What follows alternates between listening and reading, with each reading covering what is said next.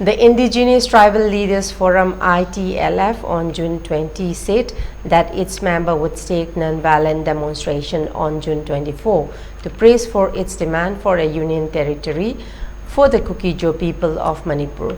The ITLF in a statement said that they would also protest autonomous district council elections, which the tribal outfit alleged created divisions among the Kuki people. We request everyone to join in great numbers in order to demonstrate our political demands. It said the rally will take place concurrently in other hill regions such as Ferjol, Kangui and Tengnopal among others, and a total shutdown will be observed on the day of the rally.